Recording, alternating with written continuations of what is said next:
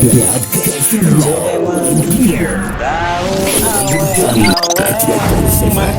macet, makin power. Yang si Norman pula rambut panjang. Rambut panjang lepas tu? Dah lah pukul kering. Adik saya pun kurus. Jadi boleh tahan. Ambil kad pengenalan apa semua, tanya datang dari mana malam-malam, buka boot kereta apa, tunjuklah Cek habis lah. Kami pelukis lah. Pelukis kami buat kerja, beritahu lah gambar merah kat mana apa semua kan. Lepas tu ada seorang tu urut dia buncit. Ingat polis tu. Dia pakai kad terbalik. Acah-acah hip hop lah kamu tu. Yang anggota lain okey. Dia tahu pula ni okey, sekarang dia comot, kecat-kecat. Yang seorang ni, dia tantang ni penagih ni apa semua ni. Ambil air kencing dia orang semua. Aduh, macam tu juga Lepas dia tahan kami. Betul?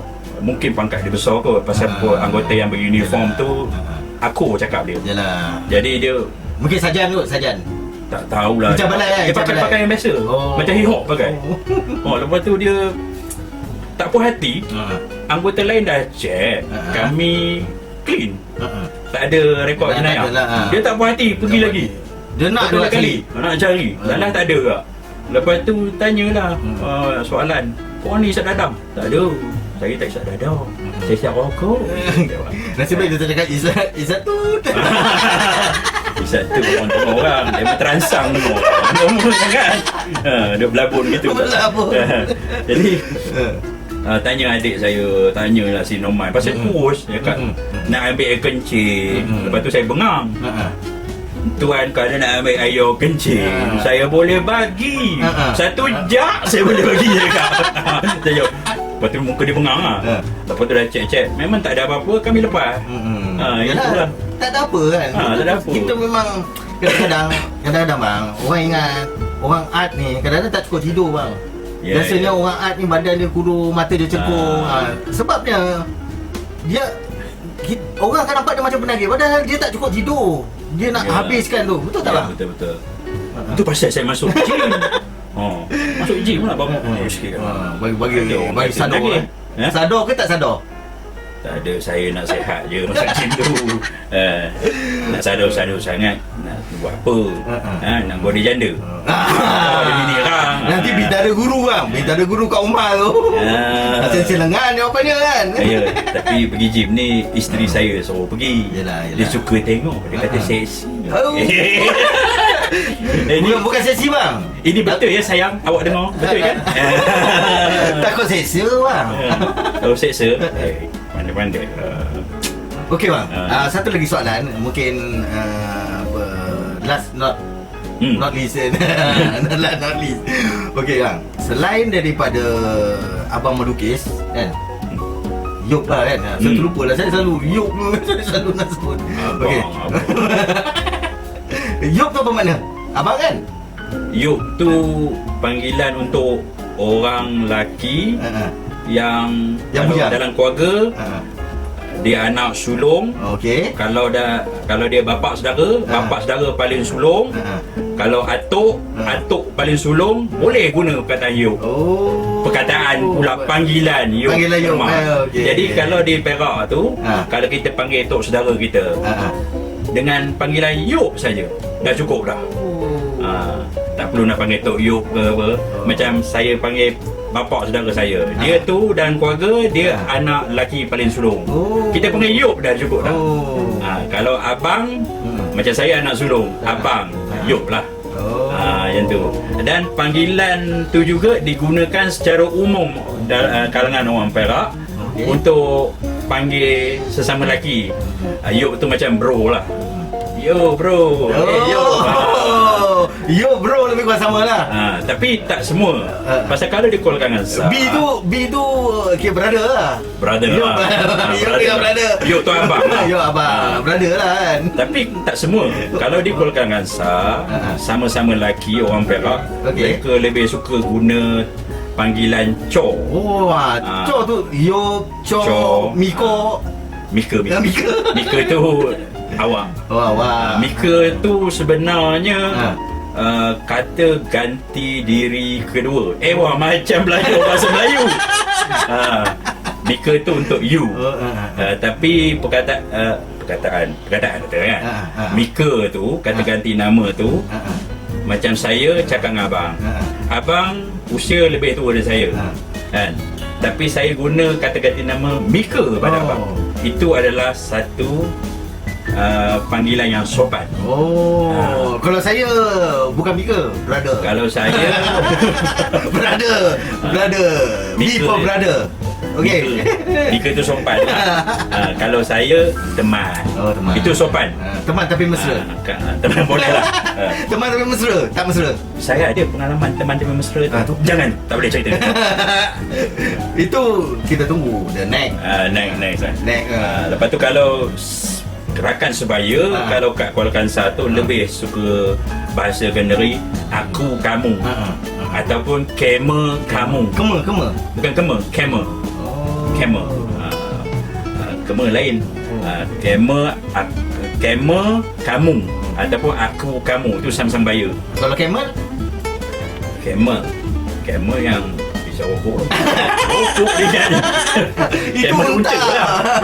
Ini dah jinak. Unta dah jinak. Rokok juga dia ingat. Rokok dia ingat benda lain tak ada. Hisap. Okey bang, tadi apa, last not least kan? Sekarang ni last and the last. Saya nak tanya. Dah meredam. Kita menyembang ni. Soalan Last and the last bang. Last and the last. Tanya soalan lain jawab. Kata saya mati ke suku kan? Kena fokus dekat tajuk tu. Mati ke suku. Okey bang, selain daripada abang boleh melukis kan? Melukis, Yok boleh melukis, menulis apa semua. Dengar cerita abang tahu bermain instrumen. Muzik lah. Muzik. Saya teman lah. Teman main gitar dengan bass lah. Yang lain tu tak penting. Cerita main muzik ni sebenarnya bermula kat Center Market juga, kat Pasar Budaya, Pasar Seni. Okey. Asalnya teman ni ke situ minat melukis. Jadi pelukis Center Market masa tu ambil teman jadi melukis di situ. Dan pernah jadi tarikan media lah. Masa umur 10 tahun, 11 tahun, siap masuk seorang kabur lagi. Jadi tarikan pelukis cilik Pasar Budaya. Pernah tahun bila tu bang? Tahun bila? Tahun 1990 sampai 1 tak ingat lah. Tapi saya start kat situ tahun 1990, umur 10 tahun. Pelukis-pelukis ni datang, Syamsuddin Muhammad, Dino, Aris Aziz, apa semua. Ada yang dah meninggal pun ada kan. Demo ni bagi sokongan pada saya. Jadi masa tu saya budak-budak melukis karikatur apa semua. Bayang saya lukis karikatur masa tu bukannya mahal, RM5 je.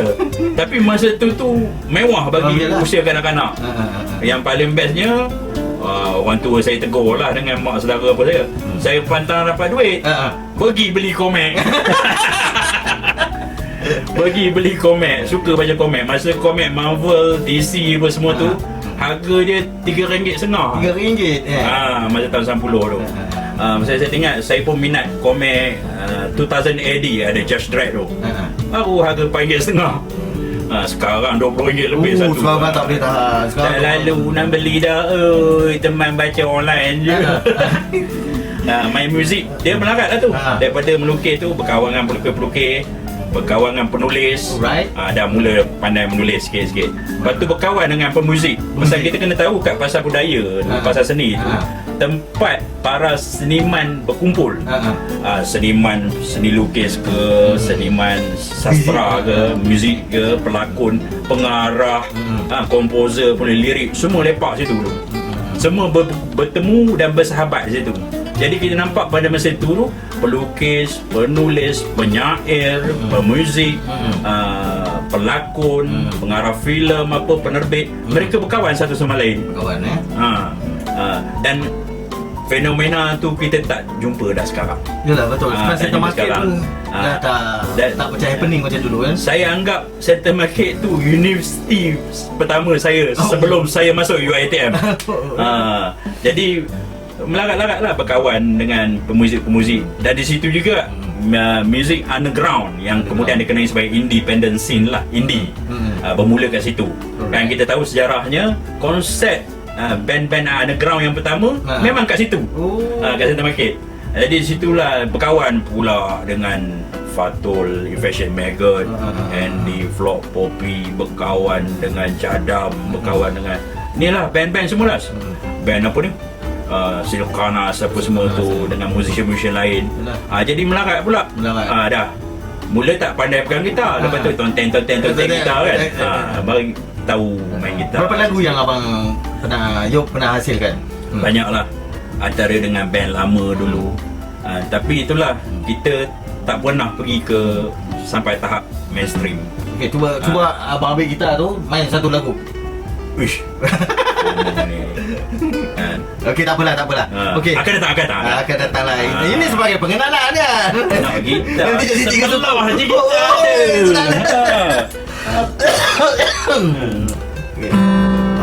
Tiun pun tak betul. Aduh. Bang, jangan buat lagu 3 suku tu dah bang. Lagu apa? Lagu yang abang betul-betul mencuit hati ya. Lagu yang abang buat. Bisa tertuju. Lagu mencuit. Macam-macam lagu. Saya pun tak ada idea nak main lagu apa ni. Lagu yang tadi ya, sebelum tadi ya sangat tadi. Oh, ya. Depan kamera. Terus cuak. Saja. Adalah nantilah. Akan datang, kita akan tunjuk. Pasal saya ni sebagai permulaan. Kalau nak tahu lagi tentang muzik dengan Yopmi ni, jadi banyak lagi cerita-cerita yang menarik dengan Yopmi ni. Dia pun sebagai ni sebagai pengenalan. Kan? Pengenalan. Nyembang dulu. Okey bang. Ni satu lagi, apa artis luar negeri yang artis apa ni?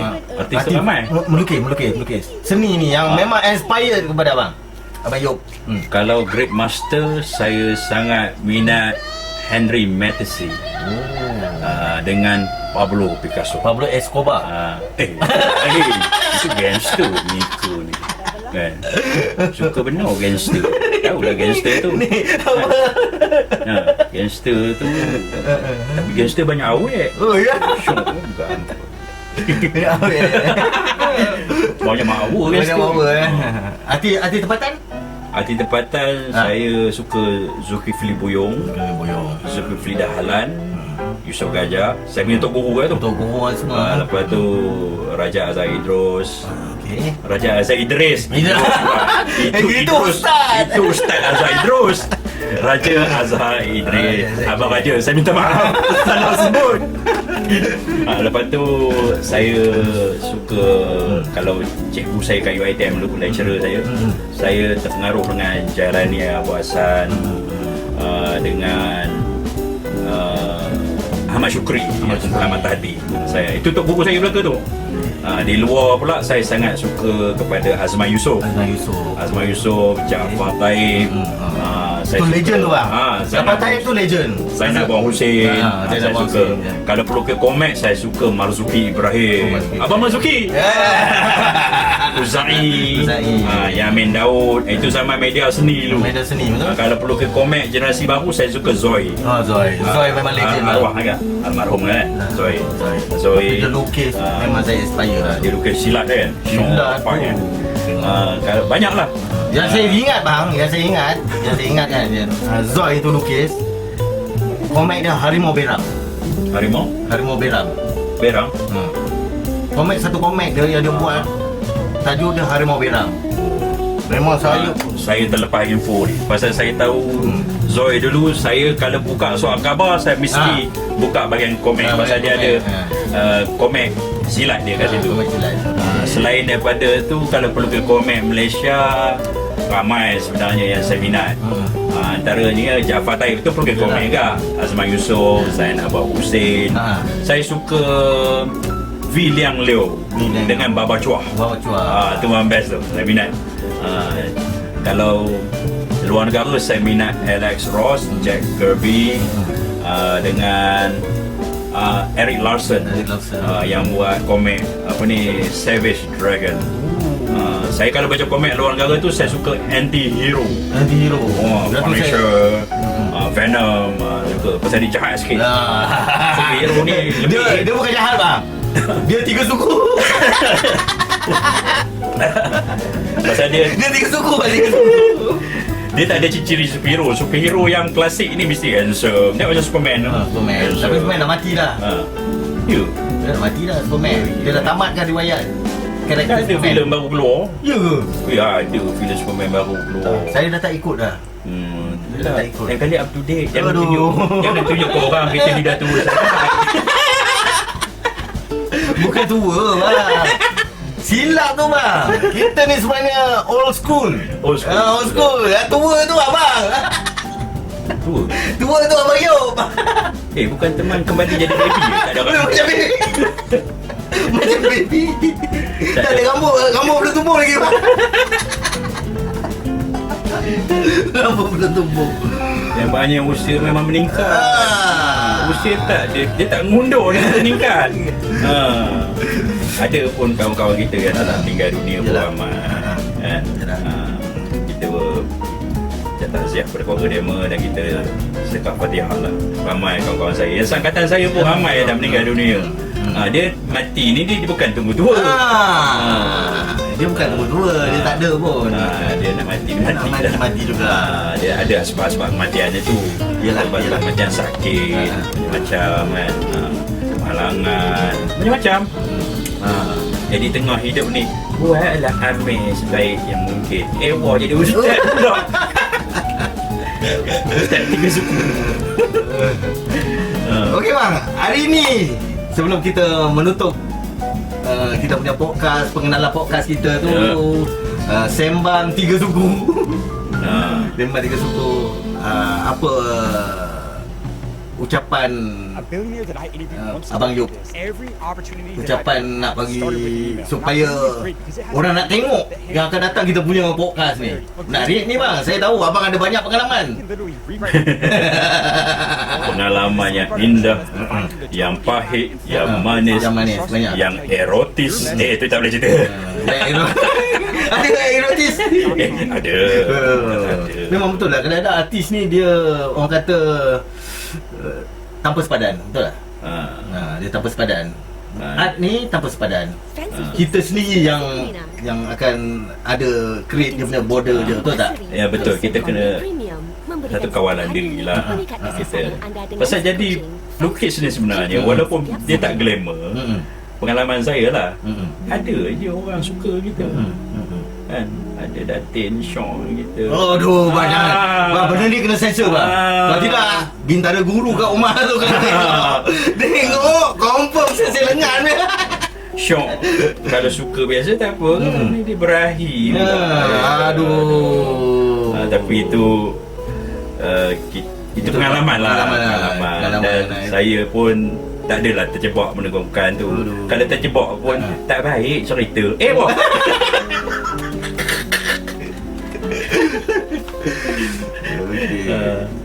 Itu podcast kita ni lebih pada sembang santai dan 3 suku. Yalah, macam saya ni pun terlibat dalam bidang seni ni Seni lebih daripada 20 tahun. Survive sebagai pelukis, penulis, illustrator, designer. Muzik saya anggap macam hobi sebenarnya, tapi kebelakangan ni saya dah mula merakam lagu. Kan? Tak larat nama indie je. Lagu rakyat banyak. Glamour. Dah tua-tua ni boleh glamour. Boleh terkawal sikit kot. Muda-muda dulu glamour. Sekarang ni glamour bang. Glamour. Pasal glamour ikan duri. Glamour ikan duri. Adalah isteri saya dengan anak-anak saya menggalakkan saya merakam lagu. Tak tahulah sama dia demo Wunsin dengan saya duduk main gitar kat rumah. Ayah daripada Mekah rumah pergilah rekod, keluar ke radio lagu insya-Allah. Okey bang, yang penting jangan ganggu orang. Ya betul-betul. Kalau kita ganggu orang dah tak jadi dah. Ya betul. Okey baik. Satu lagi pasal di kalangan generasi saya pun, yang seusia dengan saya pun tak ramai yang bertahan dalam bidang seni. Banyak yang dah pencen awal, Ada yang pencen dah ada lupakan gone pada lah. seni kan. Pencen ke ada gone? ha? Pencen ke gone? Gone pun ada. Hilang dari radar. Ada yang terus berhenti, tak buat seni dah. Alright. Kerana jadi seniman sebelum masa ni banyak cabaran dia sebenarnya. Jadi saya pun tak tahulah. Kalau ada orang bertanya pada saya, adakah saya risau tentang masa depan? Hari-hari saya risau tentang masa depan. Tapi itulah saya ada sampai hari ni. Tetap melukis, menulis, dan ada orang yang mengumpul karya saya dengan isteri saya. Ada peminat ke bang? Ada. Buku-buku pun ada ditulis. Ada pasarannya. Jadi saya teruskan. Jadi sebenarnya ada ramai juga kawan-kawan yang menyarankan saya supaya buat satu macam podcast untuk kongsi pengalaman sebagai pelukis, penulis. Inilah kita nak mulakan lah. Ini yang kita nak mulakan. Inilah platform dia. Ini platform dia, kita cerita. Jadi ada petua-petua di samping kita yang berlabun 3 suku. Tetap ada cerita-cerita yang bermanfaat dan memberi maklumat yang baik. InsyaAllah. Okey bang. Okey tuan-tuan. Kita sebenarnya ini adalah pengenalan. Sebenarnya banyak lagi cerita berkenaan dengan orang kata social experience. Betul tak bang? Social experience. Social experience. Suka duka berkarya. Yes. Kan senang. Kalau ikut fikir nak quit tu, tak beratus kali lah. Tak quit juga. Terus je buat. Melaburnya lebih. Malahan sebenarnya kalau saya pandang dan kawan-kawan saya yang peminat saya pun pandang kualiti persembahan saya dalam seni lukis, penulisan. Kita mula dari usia muda. Secara full time, profesional, umur saya 22 tahun saya mulakan sampai sekarang. Jadi kita sendiri pun perasan kita punya improvise. Kita dah banyak lukisan saya 20 tahun lepas berbeza dengan sekarang. Malahan ada yang perasan lebih detail, lebih lagi. Jadi saya ni berpegang kepada makin kita tua, tak nak cakap tua.